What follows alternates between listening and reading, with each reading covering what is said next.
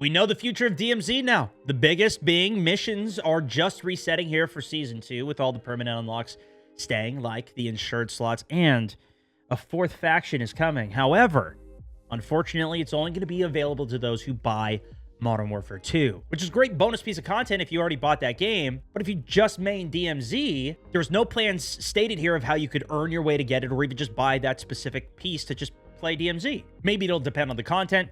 We'll see. New gameplay on DMZ is already up today, but I go through all the notes and my reaction to everything in full detail right here for you. A new exclusion zone is coming to DMZ along with several other important changes, but insured weapon slots and permanent unlocks are here to stay. So this is like when you're going through the skins that you get in DMZ, the M13 that you get, I would assume, right? I assumed all these would stay. And even from the wording that they said on it, I understood it as they were refreshing the missions, updating them, and then we were going to get a reset on the contraband and the keys, which who really cares about anyways? They're all kind of trash anyway. So this makes a lot, and I'm hoping to see that they kind of add more stuff to the game that we can unlock and do with more missions that they add. And even if they revamp them and change them, even if I have to redo it again, I'm kind of okay with that too, because then it's more content, especially because I'm about to unlock my third insured slot on DMZ. That's going to be my new motto. This is really good. I love reading these blog posts because we get to see inside the mind of what they are trying to accomplish, where they're trying to go with it. We read every single one of these for Battle Royale. Obviously, I already beat that game. I got a nuke on it. We're done with it. I quit that forever. So now we're about to get the DMZ Tier 3 slide, and we're going to quit this forever, go play other games. I'm just kidding. Let's keep reading. It has a thrilling first season of DMZ as the team at Infinity Ward has watched and played alongside you. We've watched players chase weapon cases, hunt enemy squads, solve Building 21, and explore many unlocked spaces in Al Mazrah. We enjoy the heart-pounding exfils, the daring boss fights, the chaos of the contracts against the impending radiation.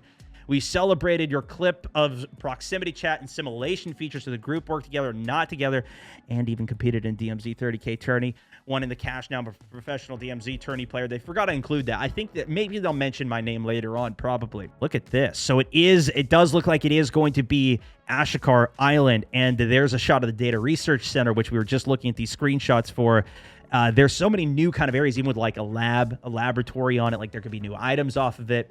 So let's see. The new map coming to Warzone 2 is a brand new exclusion zone for DMZ. Players will infiltrate the shores of the island, making their ways through it under heavy fog that can impact combat, providing cover for both operators and occupying forces. So maybe fog's going to roll through. We did see a couple shots in the residential area that had very heavy fog. There's much more to discover on the island, including a new weapons case, new boss, the Bomb Maker.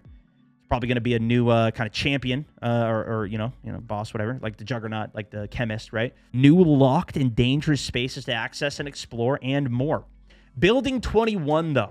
We introduced this for a unique access card and a timed infiltration window. I strongly dislike the timed window on this. I don't feel like it is fun to have, like, I get the idea of making it unique, making it scarce, whatever, but to me, when I'm playing on a Wednesday and I'm just generically just can't play because it's not Saturday, like, that's just, it's not fun. Even if they made it like a 20-minute window within every hour that you could go into, that would have, at least we could play it.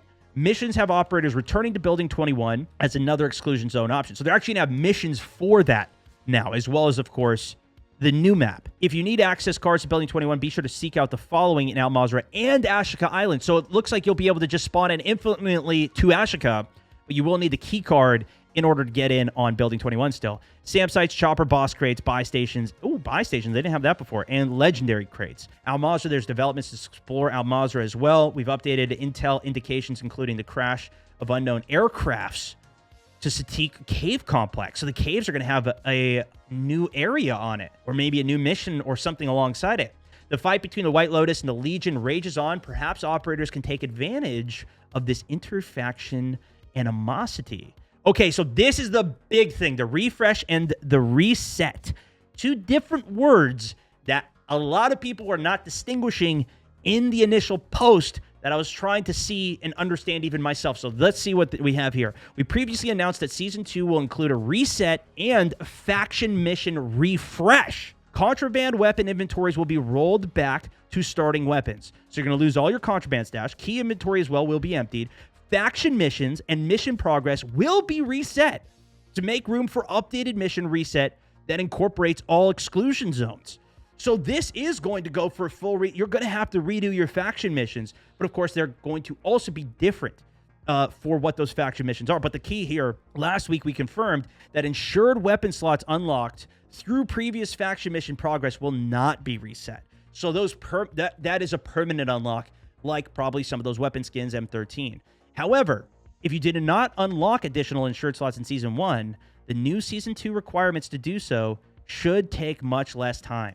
So if you even didn't make it to the Tier 3 slot, Season 2, it's going to be faster to make that progress to get to that unlock, which makes sense. That's in line with what they said previously. The missions are going to be easier. You're going to be able to progress, especially to even the second slot in particular. They said it's going to be a lot easier. For clarity for Season 1 progress, all Season 1 missions and boss enemy rewards, for example, previous required Almaz or weapons cases, will not be reset, with the exception of contraband, weapon, and keys. All right. Why are we doing this refresh? Mission progress in Season 1 got too difficult too quickly. Season 2, we're making sure that each mission's challenge and time requirement are more balanced. The key stash will now be able to hold specific mission items that you must gather from exclusion zones and bring it out. This is brilliant. They have a key stash, so you don't need to use those keys into your main bags, take up space on that. I thought that would be a cool thing you could even unlock. You know, you get to a certain mission, and now you unlock a key ring, or you unlock something like that, or, you know, even a satchel stash or something that you could then even, or one slot that can carry over between missions was an idea that Stoda even mentioned to me. But this allows us to have longer from missions that utilize all of our exclusion zones. With the new mission set, we can employ multi-location missions that send players to Al Mazrah, Ashika, and Building 21. The mission refresh is made up of new missions, updated missions, and missions we felt worked really well in Season 1, which is great because I actually enjoyed a lot of the missions that they had in Season 1. I enjoyed them even more than a lot of the missions that I played in Tarkov. Of course, that game is a little bit more painful anyways. I think that's the design of the game. But I got to say, I really enjoyed a lot of them. There was a lot of missions I didn't enjoy, too. I'm working on some of those today, but DMZ may have to go offline for a few hours ahead of the launch of Season 2. We'll be sharing more details on that soon. And new faction, the Crown. So there is going to be a fourth faction. This will allow us to have access to mission orders from a brand new fourth faction, the Crown, the British group, shrouded in mystery, but they have certainly piqued the interest of the Black Mouse. Again, this faction will only be available for Modern Warfare 2 owners, though. Oh, shoot. Pay to win. No, I mean, it's going to be exclusive. It's paid extra content, really, here, right? I mean, because you don't really get any advantage, I guess, per se, from it. But I don't know how much I like that in particular. Obviously, I already own it myself, I guess. Tell me what you guys think about that. They even do have, like, if you have Modern Warfare 2, you get 10 extra stash slots for your contraband, which that's actually, it is a nice benefit to have more guns in there. But it would be nice, though, like, if you could still earn these things in-game. If you play the game enough, you could unlock, you know, this faction, or you could unlock extra stash slots. For example, that's how Tarkov works. You can buy the $150 version of the game that pretty much everybody does, or, you know, a lot of the, at least streamers, a lot of the creators, whatever, do, because you get such an advantage. That is 100% a big advantage for everything on that, including a bigger stash slot for your stuff. But you could still earn that in-game if you play it. Of course, you still have to buy that game, base version or whatever, $60 it is. You can still earn the progress up to the higher tier version of the game. Okay, recently shared changes, though. So this is what we already know. We recently shared some details for DMZ tuning for Season 2, but are including some here as well with additional context as well, which is good. Okay, enemy tuning. This has been big. The AI has been a massive amount of controversy in this game.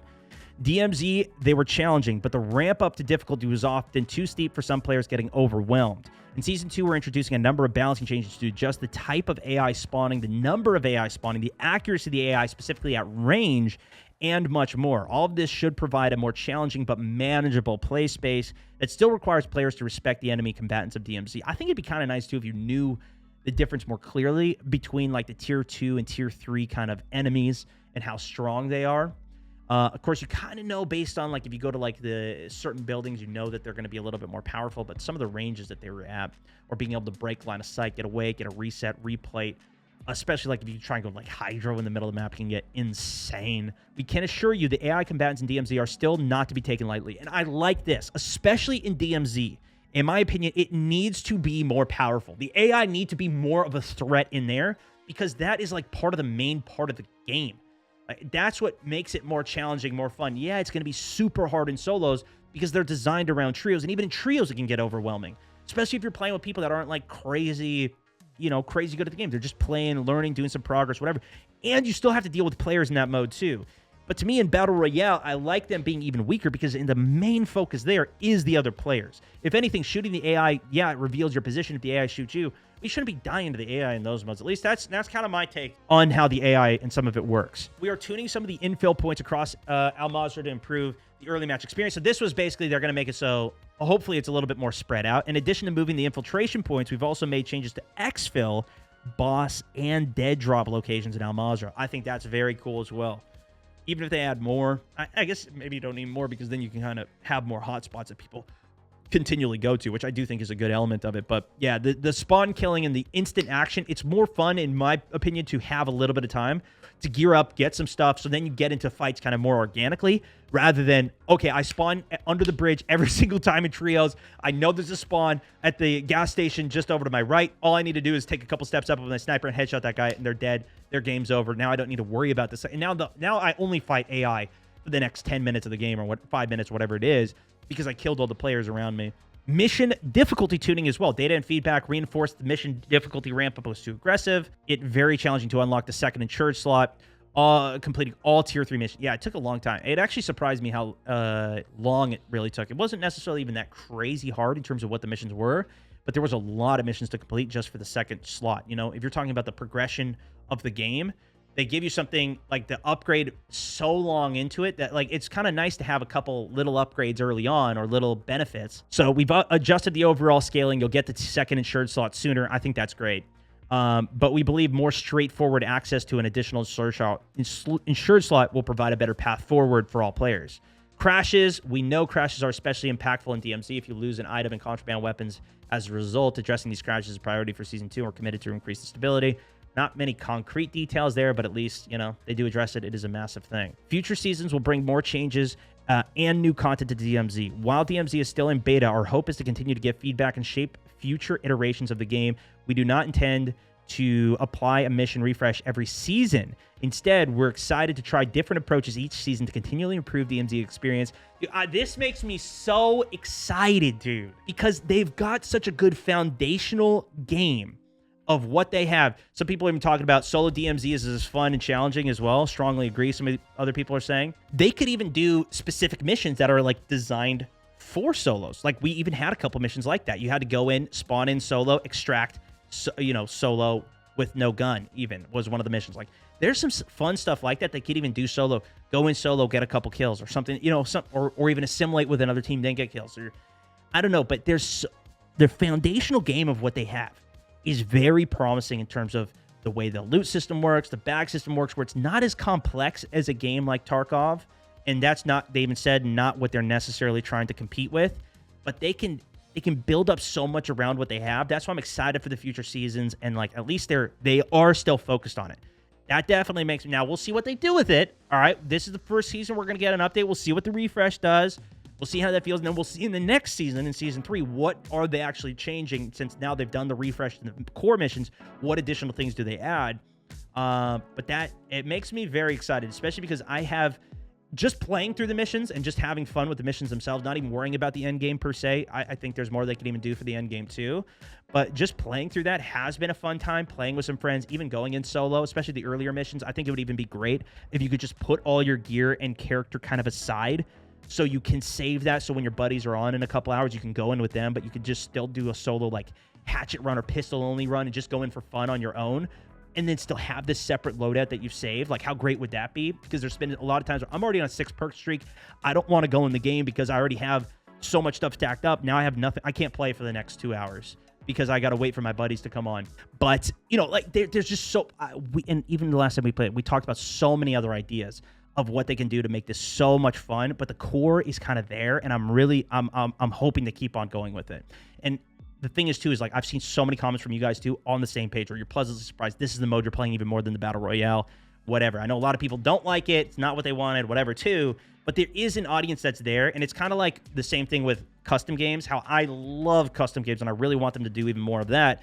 Make it so we can use the features like we had even in Warzone 1, but let us join through codes. So I can even do stuff with my community way easier, but then they don't have some of that. Like, I would love to see them progress, but it's a smaller community, that's still millions of people, but it's not as big as the core of the game. But it's cool to see them focusing on some of that, like they did even with the zombies community and stuff. Anyways, very excited for it. So we're excited to see you jump in on February 15th. Stay updated for all of that. Stay frosty. There it is. Quick update. Again, I know I went a little worded on this, but I really hope you guys enjoyed the update and the overview of this information. Give it a like if you did. Make sure you're subscribed. I'll see you in the next one. SoMat64, over and out.